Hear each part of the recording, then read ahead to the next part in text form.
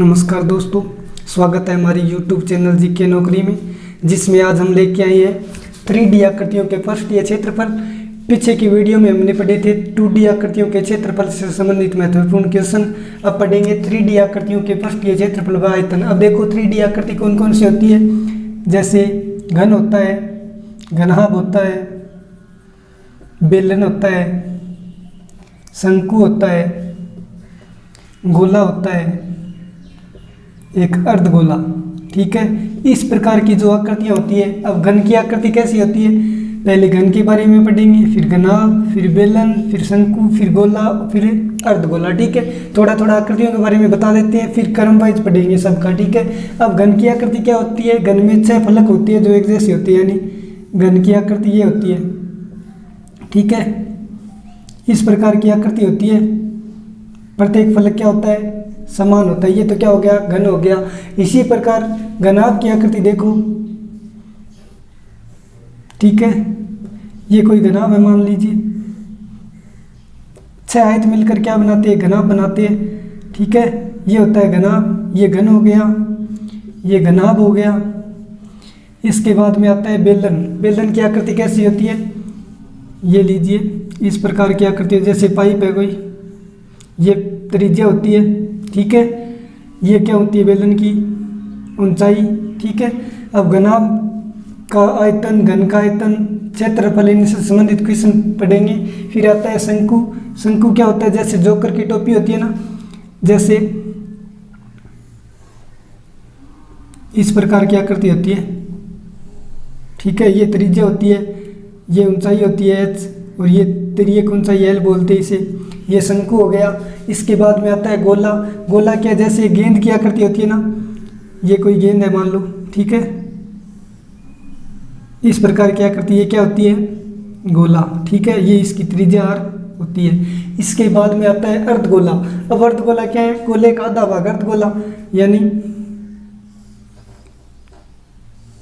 इस प्रकार की आकृति क्या होती है, अर्धगोला। अब देखिए सब प्रकार की हमने क्या है आकृतियाँ पढ़ ली। कौन सी, 3D आकृतियाँ। सबसे पहले कौन सी लेके चलेंगे, घन। ठीक है, तो देखो पहले हम लेके चलेंगे घन। ठीक है, अपना पहला टॉपिक है घन। ठीक है, इंग्लिश में बोलते हैं क्यूब। क्यूब, इनसे संबंधित पृष्ठीय क्षेत्रफल, आयतन के क्वेश्चन हम देखेंगे। अब देखो पहला क्या है, घन का आयतन। घन के आयतन का फॉर्मूला क्या होता है, घन का आयतन का फॉर्मूला होता है भुजा की क्यूब, यानी भुजा की क्यूब। ठीक है, घन की आकृति पहले हमने बता दी थी। ठीक है, 6 वर्ग मिलकर क्या बनाते हैं, एक घन बनाते हैं। ठीक है, इस प्रकार की आकृति होती है घन की, जिसमें प्रत्येक भुजा का मान क्या है, समान होता है। ठीक है, 6 फलक होते हैं इसमें। ठीक है, अब घन का आयतन आ गया। इसके बाद में 2 नंबर घन का संपूर्ण पृष्ठीय क्षेत्रफल। ठीक है, घन का संपूर्ण पृष्ठीय क्षेत्रफल का फॉर्मूला क्या होता है। अब देखो अपने को पता है वर्ग का क्षेत्रफल का फॉर्मूला क्या होता है, भुजा स्क्वायर। इसमें क्या है, 6 वर्ग मिलकर घन का निर्माण करते हैं, तो क्या करेंगे, 6 भुजाएं हैं तो 6 गुणा में क्या आ जाएगा, भुजा स्क्वायर, क्योंकि 6 वर्ग मिलकर इसका क्षेत्रफल का निर्माण करते हैं, इसलिए वर्ग का क्षेत्रफल भुजा स्क्वायर होता है। और 6 वर्गों से मिलकर बना, इसलिए 6 इंटू भुजा स्क्वायर। ठीक है, इसके बाद 3 नंबर फॉर्मूला आता है घन का विकर्ण। ठीक है, अब घन के विकर्ण का फॉर्मूला होता है √3 गुणा में भुजा। ठीक है, ये घन का विकिरण होता है, जैसे ये विकिरण अब सामने के किनारों को मिलाने पर जो रेखा मिलती है विकिरण होती है। क्या होता है फॉर्मूला, √3 इंटू भुजा। ठीक है, ये इनसे संबंधित महत्वपूर्ण क्वेश्चन से फॉर्मूले थे। इसके बाद हम पढ़ेंगे इससे संबंधित इंपॉर्टेंट क्वेश्चन। अब देखो पहला क्वेश्चन क्या है कि एक घन के विकर्ण की लंबाई 6√3 सेमी है, तो इसका संपूर्ण पृष्ठीय क्षेत्रफल क्या होगा। अपने को घन के विकर्ण की लंबाई दी गई है, अब यहाँ से भुजा निकालेंगे और संपूर्ण पृष्ठीय क्षेत्रफल निकल जाएगा। अब घन का विकर्ण का फॉर्मूला क्या होता है, √3 इंटू भुजा ये फॉर्मूला होता है घन के विकीर्ण का। अपने को घन का विकीर्ण दिया है कितना 6√3। अब यहाँ से देखो √3 और √3 कैंसिल, यहाँ से भुजा का मान कितना आ रहा है 6 सेमी। ठीक है, भुजा आ गई 6 सेमी। पूछा क्या इसका संपूर्ण पृष्ठीय क्षेत्रफल क्या होगा। अब क्षेत्रफल का फॉर्मूला क्या होता है, घन का संपूर्ण पृष्ठीय क्षेत्रफल फॉर्मूला होता है 6 इंटू भुजा स्क्वायर। अब भुजा का मान कितना है 6, भुजा की स्क्वायर यानी 6 की स्क्वायर। ये फॉर्मूले बताए गए हैं कि 6 इंटू भुजा स्क्वायर क्या होता है घन का संपूर्ण पृष्ठीय क्षेत्रफल। ठीक है, अब 6 का 6 की स्क्वायर कितनी होती है 36। अब सरल करते हैं, 6 इंटू 6 36 का 6 हासिल कितनी 3, 3 6 18 और 3 कितने 21। अब क्षेत्रफल है तो सेमी की स्क्वायर, यही अपना आंसर हो जाएगा। कौन सा है बी। अब देखो नेक्स्ट क्वेश्चन क्या है कि एक घन का संपूर्ण पृष्ठीय क्षेत्रफल दिया गया अपने को 1734 सेमी स्क्वायर है। ठीक है, तो इसका आयतन क्या होगा। तो अपने को दिया गया संपूर्ण पृष्ठीय क्षेत्रफल, यहाँ से भुजा का मान निकालेंगे, फिर भुजा का मान निकाल कर क्या करेंगे भुजा का क्यूब कर देंगे, तब क्या आ जाएगा आयतन। तो पहले संपूर्ण पृष्ठीय क्षेत्रफल दिया गया घन का कितना 1734। अपने को पता है घन का संपूर्ण पृष्ठीय क्षेत्रफल का फॉर्मूला होता है 6 इंटू भुजा स्क्वायर। ये संपूर्ण पृष्ठीय क्षेत्रफल का फॉर्मूला बराबर दिया गया है कितना 1734। ये मान दिया गया है किसका संपूर्ण पृष्ठीय क्षेत्रफल का। ठीक है, अब यहाँ से भुजा स्क्वायर का मान निकाले तो देखो भुजा स्क्वायर बराबर 1734 का 1734, ये 6 गुणा में से डालते भाग में, यहाँ से देखो भुजा स्क्वायर। ठीक है, बराबर 6 का पहाड़ा 2 बार बोला 6 2 12 हो जाएगा। ठीक है, कितने बच्चे 5 उतार लिया 3, 8 6 कितने 48, कितना बच जाएगा 5, फिर उतार लिया 4 यानी 9 6 कितने 54। ठीक है, यानी 1734 में 6 का भाग दिया कितना है 289। अब यहाँ से भुजा का मान निकालते हैं, भुजा बराबर क्या लग जाएगा अंडर रूट कितना 289। ठीक है, अब अपने को पता है 289 का वर्गमूल निकाल लिया तो कितना आता है, भुजा बराबर 289 का वर्गमूल कितना होता है 17 सेमी है तो सेमी, यानी भुजा का मान कितना आ गया 17 सेमी। अब पूछा क्या है अपने को, तो इसका आयतन क्या होगा, लिखेंगे घन का आयतन। ठीक है, अब घन के आयतन का फॉर्मूला क्या होता है भुजा की क्यूब, भुजा कितनी है 17 यानी 17 की क्यूब। ठीक है, यानी 17 को 3 बार से गुणा करेंगे यानी 17 इंटू 17 इंटू कितना 17। अब 17 की क्यूब कितनी होती है 49 13 सेमी की क्यूब, यही अपना आंसर है। देखो कौन सा आंसर है ए। अब देखो नेक्स्ट क्वेश्चन क्या है कि एक घन का आयतन है 729 सेमी क्यूब है, तो इसका संपूर्ण पृष्ठीय क्षेत्रफल क्या होगा। ठीक है, यानी अपने को आयतन दिया है, पूछा क्या है घन का संपूर्ण पृष्ठीय क्षेत्रफल। अब घन के आयतन का फॉर्मूला क्या होता है भुजा की क्यूब बराबर कितना दिया है 729 सेमी क्यूब। ठीक है, यानी घन सेमी। अब यहाँ से भुजा का मान निकालते हैं, भुजा का तो क्या लग जाएगा करनी 729। ठीक है, अब यहाँ से देखो भुजा कितनी आ जाएगी, भुजा बराबर अब 729 की करनी निकालते हैं, यानी कितना आता है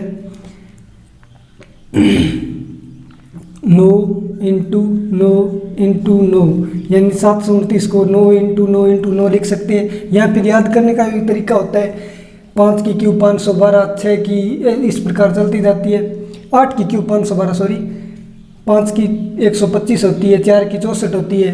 ठीक है, और 9 की कितनी होती है 729, यानी भुजा का मान यहाँ से निकालते हैं तो कितना आ जाएगा 9 सेमी, यानी भुजा 9 सेमी आ गई। अपने को पूछा क्या इसका संपूर्ण पृष्ठीय क्षेत्रफल।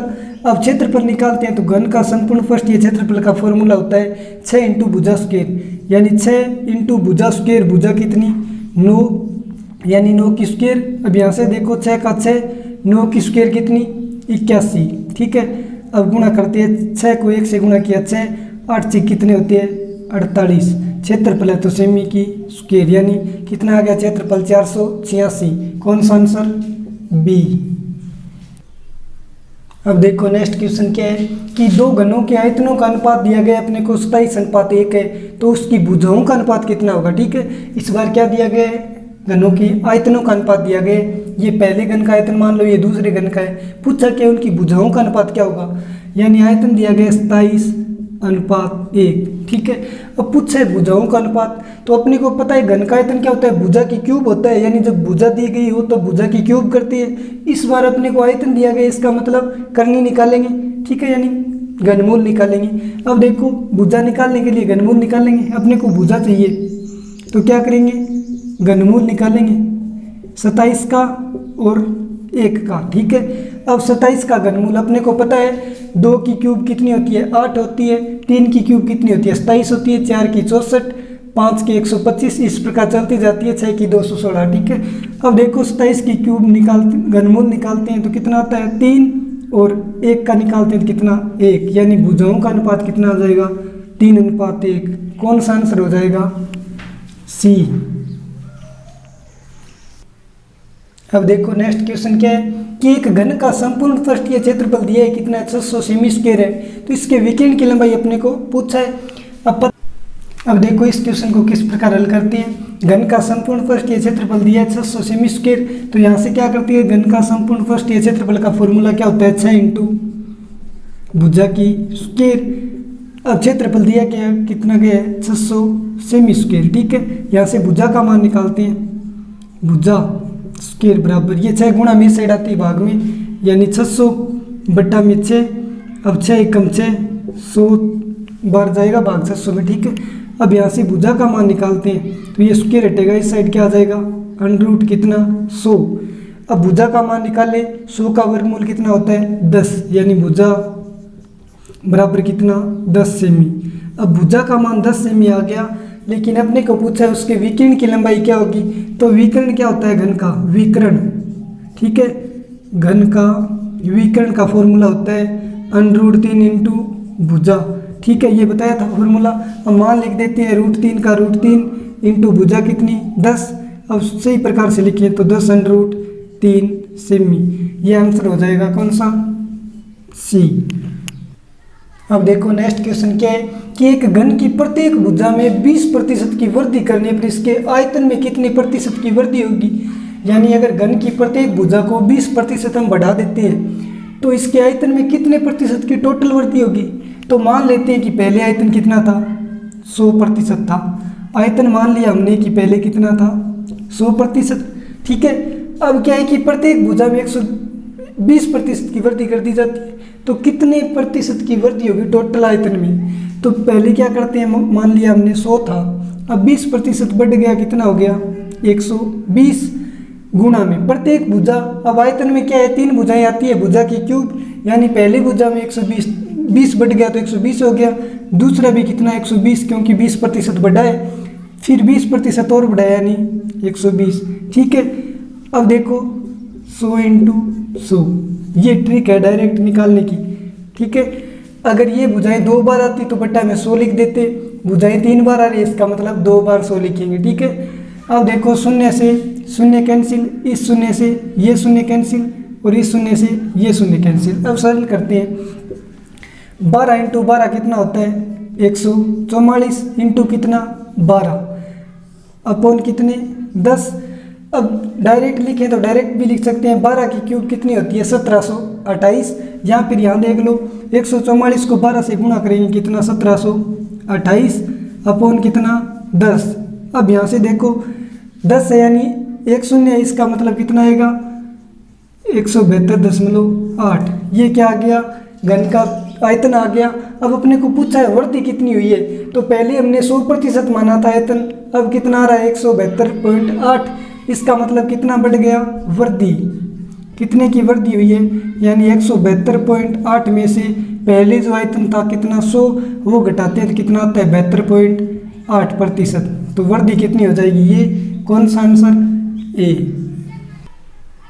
अब देखो ये क्वेश्चन क्या है कि एक घन की प्रत्येक भुजा 1 मीटर लंबी है, इसे पिघलाकर 10 सेमी सिरे वाले कितने घनाकार डिब्बे बनेंगे।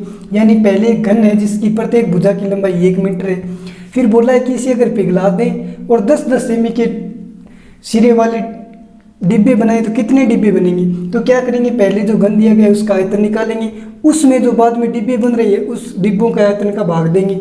तो पहले जो घन दिया गया है उसकी भुजा 1 मीटर है, इसको क्या चेंज कर देते हैं सेमी में चेंज कर देते हैं। अपने को पता है 1 मीटर में कितने सेमी होती है 100 सेमी होते हैं। तो इसका आयतन निकालता हूँ मैं और फिर डिब्बे का आयतन का भाग देंगे, क्या आ जाएंगे डिब्बे, ठीक है, यानी कितने डिब्बे बनेंगे वो अपने आ जाएंगे। अब देखो पहले घन की भुजा 1 मीटर यानी सेमी में चेंज किया 100। अब घन का आयतन क्या होता है, भुजा की क्यूब यानी 100 को 3 बार गुणा करेंगे, आ गई भुजा, क्योंकि प्रत्येक भुजा को 3 बार गुणा किया भुजा की क्यूब। अपॉन देखो डिब्बे का आयतन यानी प्रत्येक भुजा 10 सेमी दी गई है, तो इसका भी आयतन भाग देंगे 10 इंटू 10 इंटू कितना 10। अब कैलकुलेशन करते हैं, एक शून्य से एक शून्य, इस शून्य से ये शून्य, ठीक है। अब इस एक शून्य से ये, अब क्या बचा है, एक तो 100 बचा है और एक क्या बचा है 10, यानी एक शून्य लगा देते हैं। तो डिब्बे कितने बनेंगे 1000, कौन सा आंसर हो जाएगा सी, यानी 1000 डिब्बे बनेंगे। अब देखो नेक्स्ट क्वेश्चन क्या है कि एक घन की प्रत्येक भुजा को दुगुना कर दें तो इसके क्षेत्रफल में कितने प्रतिशत की वृद्धि होगी। यानी पहले अपने को एक घन दिया गया है, अगर उसकी भुजा को दुगुना कर दें हम तो इसके क्षेत्रफल में कितने प्रतिशत की वृद्धि होती है, ठीक है। तो देखो ट्रिक से डायरेक्ट करेंगे, पहले मान लेते हैं क्षेत्रफल कितना है, मान लेते हैं 100% है क्षेत्रफल, ठीक है। अब देखो बोला है कि घन की प्रत्येक भुजा को दुगुना कर देते हैं, ठीक है। अब भुजा को दुगुना करते हैं, पहले क्षेत्रफल 100 था तो दुगुना करने पे कितना हो जाएगा 200, यानी अपने को क्या पूछिए वृद्धि, तो पहले क्षेत्रफल निकाल लेते हैं कितना हो जाता है, ठीक है। प्रत्येक भुजा को दुगुना कर देते हैं, पहले 100 था क्षेत्रफल, भुजा को दुगुना करते क्या आ जाएगा 200। फिर देखो क्षेत्रफल पूछा है, इसका मतलब क्षेत्रफल में भुजाएं कितनी आती है 2 आती है और आयतन में 2 आती है। इसका मतलब पहले वृद्धि यहाँ हो गई, फिर दूसरी बार वृद्धि क्यों दुगनी की है तो ये भी 200 हो जाएगा। और क्षेत्रफल था कितना 100, क्योंकि हमने 100 माना था। अब कैलकुलेशन करते हैं 2 शून्य से 2 शून्य। अब देखो 200 को 2 से गुणा किया कितना 400%, यानी क्षेत्रफल कितना आ गया 400%। यानी अगर भुजा को दुगुना कर दें प्रत्येक को तो क्षेत्रफल कितना आता है 400%। अपने को पूछा है कितने प्रतिशत की वृद्धि हुई, तो पहले हमने 100% माना था, अब कितना हो गया 400, तो वृद्धि कितने की हुई है, वृद्धि प्रतिशत कितना बढ़ा है, यानी अब 400 हो गया है, तो 400 में से 100 घटाएंगे कितना बढ़ा 300%। पहले 100 था अब 400 हो गया, यानी कितना बढ़ गया 300%। कौन सा आंसर बी। अब देखो नेक्स्ट क्वेश्चन क्या है कि एक घन की प्रत्येक भुजा आधी कर देने पर इसके क्षेत्रफल में क्या परिवर्तन हुआ, ठीक है। यानी भुजा है उसको आधी कर दे, तो पहले मान लेते हैं क्षेत्रफल कितना था, वही कितना 100% था, ठीक है।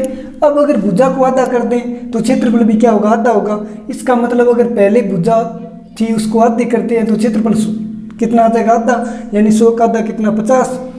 तो देखते हैं क्षेत्रफल बराबर, पहले क्षेत्रफल 100 था, भुजा को आधी करने पर कितना हो जाएगा 50। अब अपने को पता है कि घन में क्षेत्रफल में भुजा कितनी बार आती है 2 बार, पहले ये आ गई, अब दूसरी भुजा को भी आधा करते हैं तो कितना 50 बटा में क्या आता है क्षेत्रफल कितना था, पहले कितना था 100।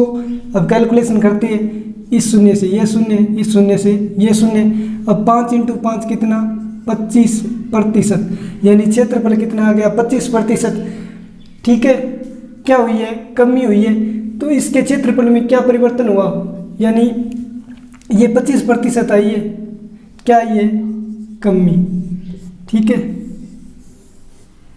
तो आंसर कौन सा हो जाएगा ए। अब देखो नेक्स्ट क्वेश्चन क्या है कि लोहे के 3 घनों की भुजाएं दी गई अपने को 6 सेमी, 8 सेमी और 10 सेमी है। पूछा कि अगर इससे तीनों घनों को मिलाकर एक नया घन बना दें तो नए घन की भुजा क्या होगी। तो अपने को पता है लोहे का एक 3 घन है, उससे एक घन बनाया जाता है, तो बड़े घन की भुजा। यहाँ फिर क्या करते हैं, बड़ा घन मान लिया, उसकी भुजा कितनी है, भुजा ए थी मान लिया, क्या है ए। अब बड़े घन का आयतन निकाले तो क्या भुजा क्यूब।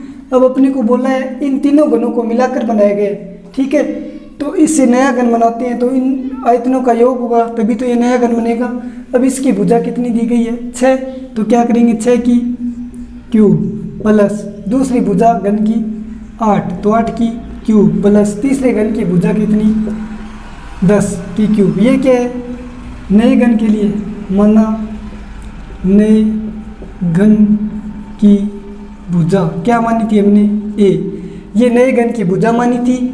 ये आयतन निकाले तो भुजा की क्यूब, अब जो 3 घन दिए गए उसकी भुजाएं दी गई थी, अब आयतन निकाला तो क्या कर दिया क्यूब। अब यहाँ से कैलकुलेशन करते हैं भुजा क्यूब का भुजा क्यूब।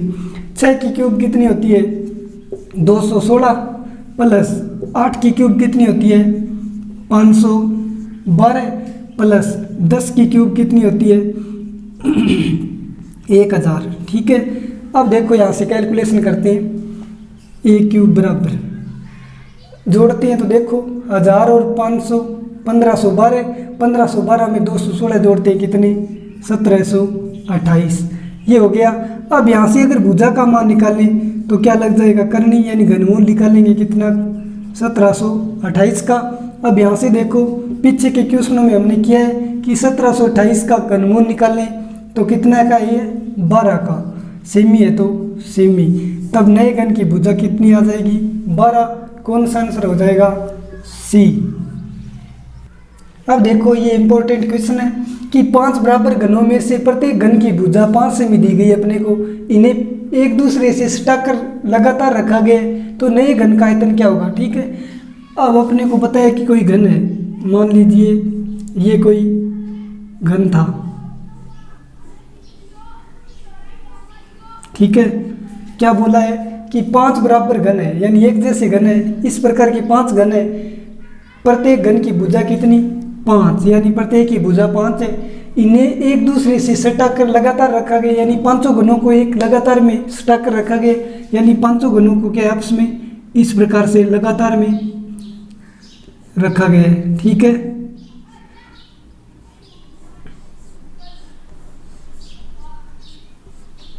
इस प्रकार की आकृति आगे से आगे बनती जा रही है।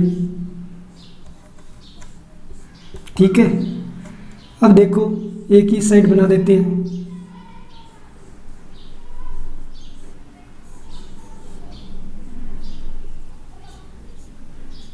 अब अपने को पता है 5 घन थे, पांचों की भुजाएं क्या है 5 5 है। इसका मतलब 500 स्टाक कर रखेंगे तो क्या है प्रत्येक घन की ये 5 ये 5 ये 5, पांचों की टोटल कितनी भुजा, यहाँ से लंबाई कितनी हो जाएगी 25, यानी 5 घन थे, प्रत्येक की भुजा 5 थी तो पांचों की टोटल कितनी 25, यानी लंबाई तो कितनी आ गई 25, क्योंकि ये घनाभ जैसी आकृति बन गई है, लंबाई अलग। अब चौड़ाई देखो अपने को दी गई थी भुजा 5 है तो चौड़ाई कितनी 5, और ऊंचाई में कोई फर्क नहीं पड़ा क्योंकि लंबाई बड़ी है, ऊंचाई भी कितनी आ जाएगी, यानी लंबाई 25, ऊंचाई कितनी 5 और चौड़ाई भी कितनी 5, क्योंकि फर्क किस में पड़ा है सिर्फ लंबाई में। ये घनाभ जैसी आकृति बन गई।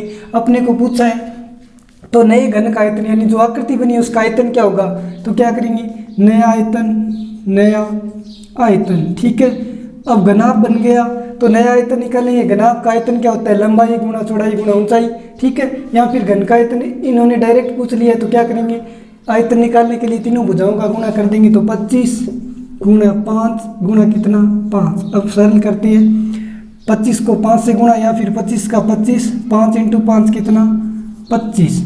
अब 25 का वर्ग कितना होता है 625। आयतन बोला है तो सेमी की क्यूब, यही क्या हो जाएगा अपना आंसर, कौन सा बी।